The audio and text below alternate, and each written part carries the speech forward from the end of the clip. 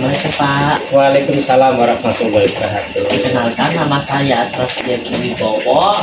Nama panggilannya Asraf. Saya dari kelas 7 di SMP Presiden. Sampai presiden ya, baik. Ya. Sebelumnya terima kasih atas kesediaan Bapak untuk menjadi subjek dalam wawancara saya. Baik. Kedatangan saya kemari untuk memenuhi tugas mata pelajaran IPS, yakni melakukan wawancara dengan warga sekitar yang memiliki latar belakang berbeda mengenai persepsi Persepsi. dan interaksi dengan lingkungan sekitar serta tentang profesi atau pekerjaan yang dijalankan. Baik. Wawancaranya saya mulai ya Pak. Boleh, silahkan. Untuk pertanyaan pertama, nama Bapak siapa ya Pak? Ya, nama saya Sukisno SPD dengan gelarnya. Saya seorang guru di sekolah dasar atau sekolah dasar negeri Pasigombong 06 Cikarang Utara. Dan alhamdulillah sudah menjadi ASN tapi dengan perjanjian kerja. Ya. Kemudian Bapak juga di sini tinggal di perumahan Gria Jatireja, juga sebagai pengurus lingkungan di tingkat RW. Lalu usia Bapak berapa Pak? Usia Bapak sekarang ini kurang lebih 40 tahun, tapi jalan ke 41 karena lahirnya Bapak itu 1985, sekarang 2025 di bulan Agustus ya, menginjak berarti menginjak ke 40 tahun. Lalu sudah berapa lama Bapak tinggal di rumah ini Pak? Bapak tinggal di perumahan ini mulai dari tahun 2012 akhir, tepatnya di bulan Desember sampai dengan 2025. Berarti kalau dihitung mundur yaitu 12 tahun lebih ya, menjelang ke 13 tahun. Lalu bagaimana hubungan Bapak dengan lingkungan sekitar Pak? Alhamdulillah untuk hubungan Bapak dengan lingkungan, karena Bapak sejak awal tinggal di perumahan ini diberikan amanah untuk menjadi pengurus lingkungan di tingkat RT, yaitu menjadi kepala RT. Jadi Bapak sudah terbiasa bergaul dengan masyarakat, baik itu tetangga dekat, mungkin tetangga kanan kiri, maupun dengan tetangga warga satu perumahan, karena nanti ada RT, ada RW. Kalau RT itu rukun tetangga, kalau RW rukun warga, jadi cakupannya luas, wilayahnya lebih luas. Lalu apakah sering ada kegiatan gotong royong ya Pak? Alhamdulillah dari zaman dulu ya, Bapak pertama kali masuk ke sini sudah sering dilaksanakan atau gotong royong di lingkungan Perumahan Gria Jatireja. Namun memang perkembangannya untuk sekarang ini, karena mungkin banyaknya aktivitas warga yang mungkin susah untuk dilakukan sifatnya gotong royong bulanan, maka sekarang ini memang agak jarang. Mungkin gotong royong itu dilakukan untuk sekarang ini itu di momen-momen tertentu, ketika ada banjir, ketika saluran air itu tergenang, atau ada wabah kayak kemarin demam berdarah tuh, maka wajib bagi warga untuk melakukan bersih-bersih lingkungan supaya nanti lingkungannya sehat. Apa yang Bapak sukai dengan lingkungan tempat tinggal ini Pak? Kalau dilihat dari sosial kultural di perumahan Gria Jatireja ini termasuk daerah urban. Apa itu daerah urban? Di mana banyak sekali pendatang, berbagai macam suku ada di sini. Ada suku Jawa, ada suku Sunda, ada suku Batak, bahkan mungkin yang jauh dari Papua ada juga yang tinggal di sini. Nah, kemudian dengan banyaknya suku akhirnya menimbulkan pengetahuan yang lebih bagi masyarakat. Tapi alhamdulillah walaupun berbeda-beda, kita itu masih terbina kerukunannya. Ya, masih mau untuk berkumpul bersama, bermusyawarah untuk menyelesaikan masalah yang ada.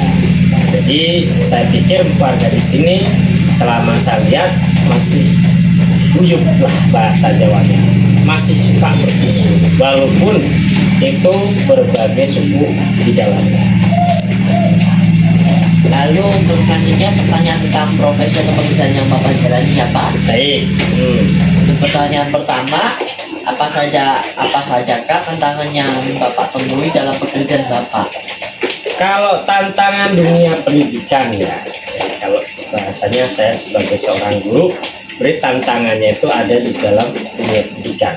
Sebetulnya untuk yang terberat yang di zaman-zaman sekarang ini, tantangan itu adalah bagaimana membentengi anak-anak kita dengan karakter-karakter positif di tengah gempuran, di tengah banyaknya pengaruh-pengaruh negatif, baik itu dari perangkat teknologi ataupun mungkin dari sisi pergaulan masyarakat.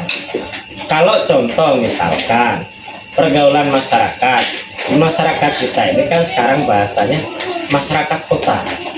Nah, dengan banyaknya masalah-masalah sosial di masyarakat kota, khususnya terkait dengan narkoba, minuman keras, judi online. Nah, sekarang ini jadi masalah, ini banyak korbannya.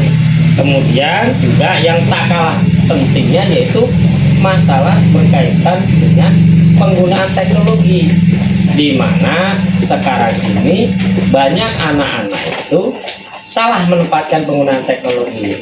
Teknologi itu sebagai alat bantu, bukan tujuan.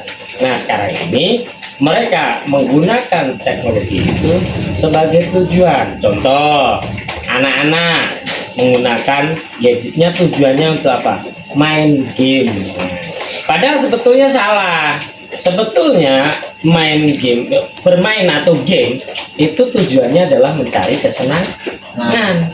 Bukan tujuannya itu kita punya handphone, kemudian kita punya gadget, kita bermain game. Salah. Ya, jadi tujuan bermain itu yaitu dengan bermain kita jadi senang. Nah, sekarang banyak orang terjebak menggunakan gadget itu sebagai permainan. Nah, itu salah. Nah, makanya kalau dibandingkan dengan generasi Bapak dulu ya, mungkin juga ayah Mas itu dulu, angkatan dulu, jangan, nggak ada yang namanya gadget, nggak ada. Kebanyakan orangnya pinter-pinter, kebanyakan memorinya kuat. Karena apa? Karena memang permainannya tidak dengan menggunakan teknologi. Mereka adalah permainan tradisional.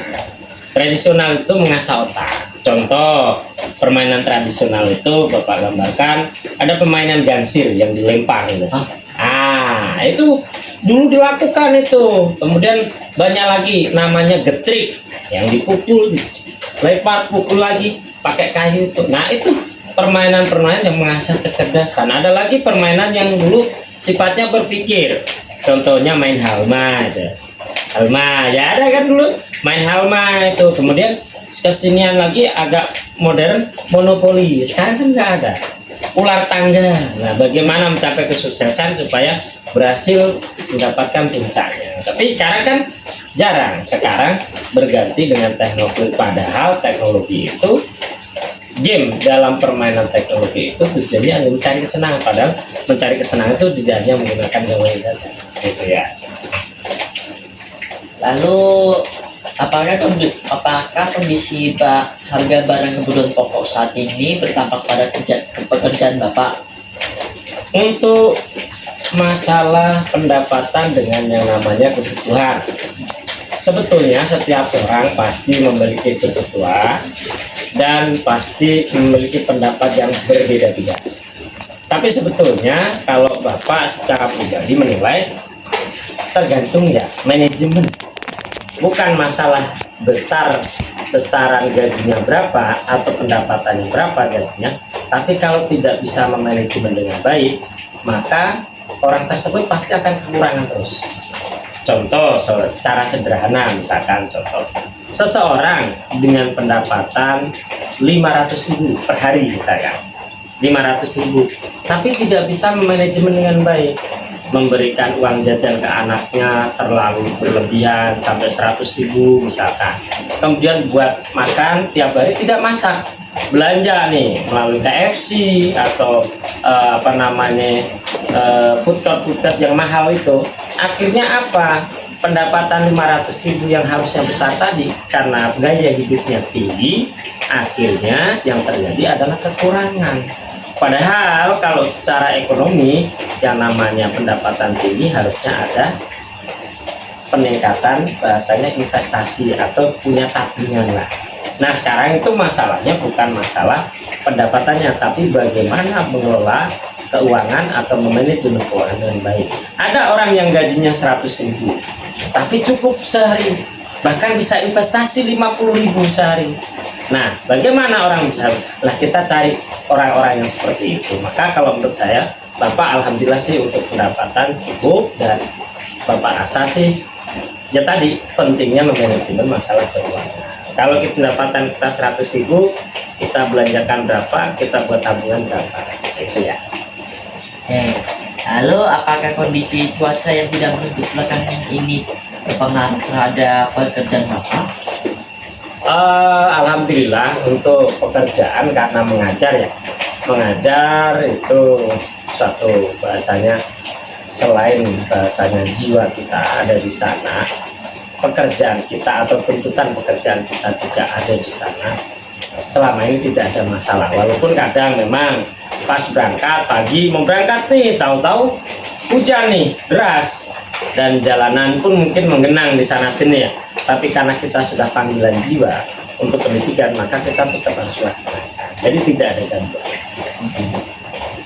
Lalu pertanyaannya, lalu Pak, pesan atau harapan Bapak untuk anak-anak muda di lingkungan perumahan ini apa Bapak? Nah, pesan Bapak ya, menurut Bapak sih yang harus ditumbuhkan dari anak-anak kita yaitu membekali diri dengan satu pengetahuan agama ya, pengetahuan agama itu yang utama, karena pada prinsipnya di suatu pendidikan itu hasil akhirnya adalah perilaku yang baik. Hasil akhir itu dari semua pendidikan, mau pendidikan SD, SMP, SMA, kuliah, itu hasil akhirnya adalah mendapatkan perilaku yang baik. Memang dalam konteks nanti perjalanan ada namanya akademisi, ada namanya ilmu pengetahuan. Nah, tapi di zaman yang sekarang ini, menurut Bapak, lebih baik mengutamakan perilaku baik atau karakter-karakter yang baik daripada ilmu pengetahuan. Kenapa? Karena sekarang sudah ada yang namanya AI. Sudah tahu AI ya? Sudah tahu, Pak. Nah, artificial intelligence. Artificial intelligence itu adalah kecerdasan buatan yang dibikin manusia, yang bisa bahasanya kemampuan berpikir manusia yang hebat lah, itu bisa dikalahkan dengan AI. Tapi yang tidak dipunyai oleh AI adalah attitude atau perilaku atau karakter, itu tidak memiliki, teknologi tidak memiliki hal itu. Maka fondasi untuk membentuk yang namanya karakter itu adalah agama, selain nanti ditopang dengan lingkungan sosial, pergaulan nih. Makanya pesan Bapak nih, kalau bergaul kita juga harus hati-hati, bukan milih-milih, tapi kita berhati-hati supaya tidak terjerumus pada pergaulan yang salah. Oleh sebab itu, maka menurut Bapak yang paling utama dan pertama dalam pendidikan yaitu pendidikan agama, kemudian pendidikan karakter. Makanya sekarang tuh Bapak KDM Kang Deddy Mulyadi mencanangkan program masuk barang militer. Kenapa? Karena tujuannya apa? Anak-anak kita yang nakal-nakal ketika nanti dia dibina di barang militer, karakternya nanti diharapkan bisa berubah menjadi anak-anak yang baik, menjadi anak-anak yang soleh, yang taat sama orang tua. Gitu menurut Bapak ya. Lalu untuk pertanyaan terakhir saya Pak, Baik. apa saran Bapak untuk kami sebagai pelajar ya Pak, ya agar bisa lebih peduli terhadap lingkungan masyarakat Pak? Baik. Pernah Bapak itu melihat salah satu sekolah, mungkin sama seperti kelasnya seperti sekolah Mas, yaitu presiden, tapi ini di tempat lain, kawasan lain. Ternyata ada program yang dilaksanakan oleh sekolah itu yang bersentuhan langsung dengan masyarakat, yaitu membuat, bahasanya kemarin itu proyek akhir sekolahnya, yaitu membuat taman bermain. Nah, dengan bekerja sama adik-adik itu bekerja sama dengan pihak perusahaan mencari yang namanya CSR. Apa itu CSR? Bahasanya dana sosial dari perusahaan yang memang dikhususkan untuk nanti memfasilitasi masyarakat supaya punya, bahasanya, tempat bermain, punya tempat pendidikan yang layak. Itu ada dari perusahaan. Nah, itu pernah terjadi itu. Harapannya Bapak adanya sekolah-sekolah yang memasukkan kurikulum pengembangan karakter anak dengan tantangan-tantangan model seperti itu. Jadi bagaimana anak-anak itu bisa masuk ke masyarakat, kemudian berkomunikasi dengan masyarakat, bertanya kebutuhannya apa. Kalau memang mereka mampu mengusahakan melalui jaringan-jaringan yang seperti Bapak bilang CSR perusahaan atau dana-dana dari yayasan sosial, itu bisa nanti membantu masyarakat. Karena apa? Generasi muda sekarang itu tantangannya adalah 20 tahun yang akan datang. Kalau generasi muda sekarang kita tidak pernah menyelesaikan masalah yang ada di masyarakat, jangan harap nanti 20 tahun yang akan datang generasi muda itu bisa menyelesaikan masalahnya sendiri. Terima kasih ya Pak atas support yang Bapak berikan sehingga saya dapat menyelesaikan tugas mata pelajaran IPS ini Pak. Terima kasih atas waktu dan kesempatan yang diberikan. Saya memohon maaf ya Pak karena sudah mengganggu waktunya, dan jika ada kata maupun perilaku yang saya yang kurang berkenan bagi Bapak, saya memohon maaf.